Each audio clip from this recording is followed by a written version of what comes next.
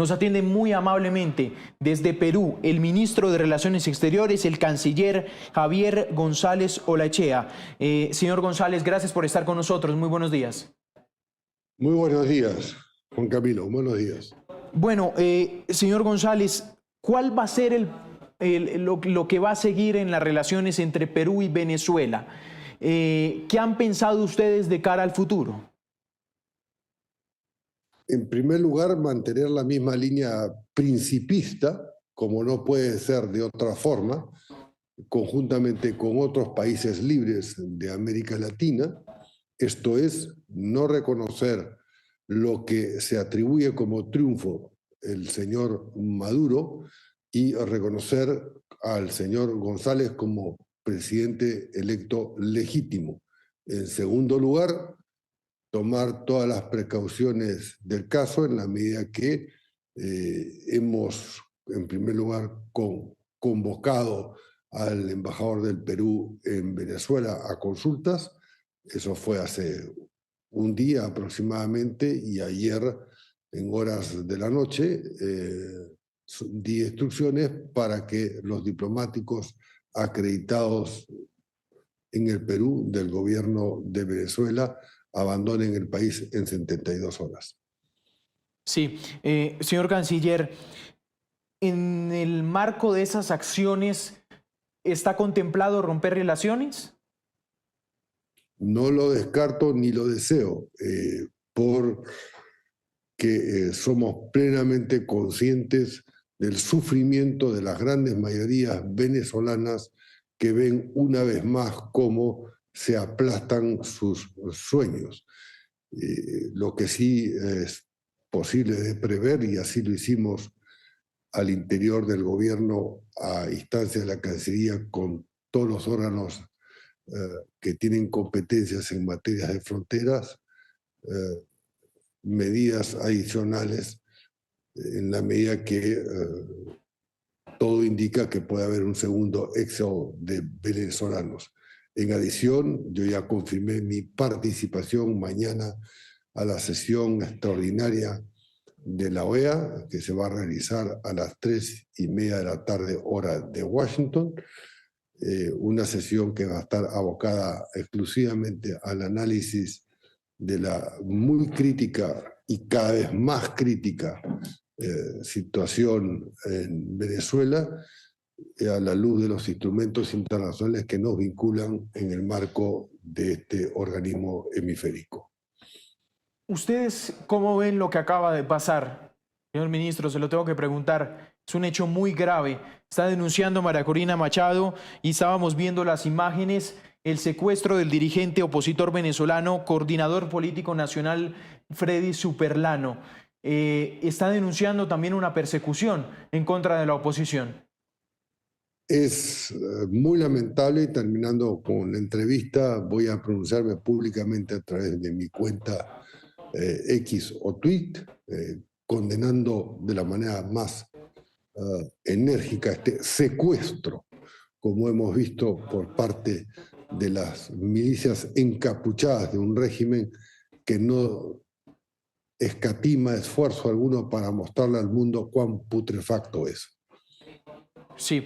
Señor canciller, en el medio de esas reuniones que usted va a tener también y ese consejo permanente que han citado en la OEA, en las reuniones bilaterales, ¿está contemplado ya el diseño de ese cerco diplomático?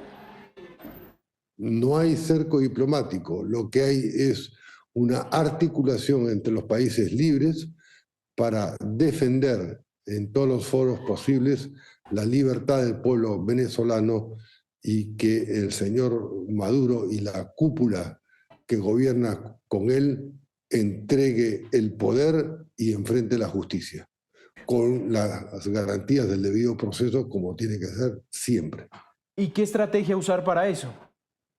Porque hemos discutido aquí, señor canciller, todo lo que se ha usado en contra de este régimen. Y en años anteriores parece que hasta ahora nada ha funcionado. No es ¿Qué implementar así. ahora? No es así. En el caso de cuando los sandinistas quisieron perpetrar el poder hace 30 años, o ya la fecha exacta no la tengo en la cabeza, y había ganado la señora Chamorro y no quisieron reconocer los hechos, tuvieron que aceptarla bajo la presión internacional y el gobierno Chamorro asumió. Exactamente igual cuando perdió el señor Pinochet, el plebiscito tuvo que entregar el poder. Ahora bien, la historia también demuestra que hay otros que salen por la fuerza y que son ajusticiados por sus propios connacionales, como fue el caso de Ceausescu en Rumanía y otros tantos. También hay otros ejemplos que la historia demuestra, porque muchas veces se repite, que Baby Doc, hijo del dictador Papadoc de Haití en los 80, aceptó un asilo negociado llevándose su fortuna a Francia. De manera que la baraja está abierta a muchas posibilidades y todas estas no se pueden descartar. Lo que hacen es incrementar el nivel de rechazo de la pretensión de fraude o fraude del gobierno de Maduro o el régimen de Maduro y la cúpula criminal que lo acompaña. Quiero ir a ese término. Ustedes, a diferencia de muchos países, ya de entrada llaman fraude a este proceso electoral, ¿no? Digo de diferencia de muchos países porque algunos, por ejemplo, piden el reconteo de los votos. ¿Por qué para ustedes de entrada ya esto es un fraude electoral?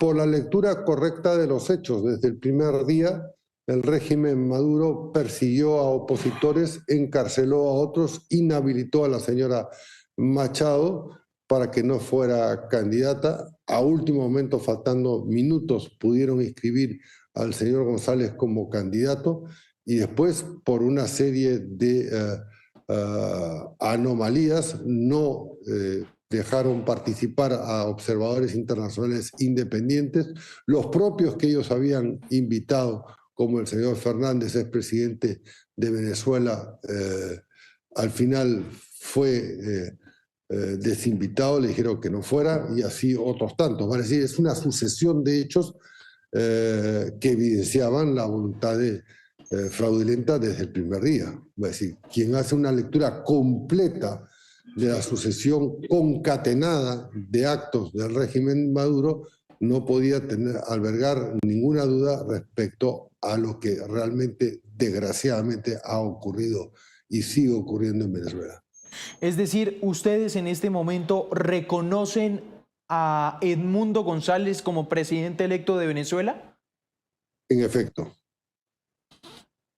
¿Qué opinan de la postura de otros países, señor canciller?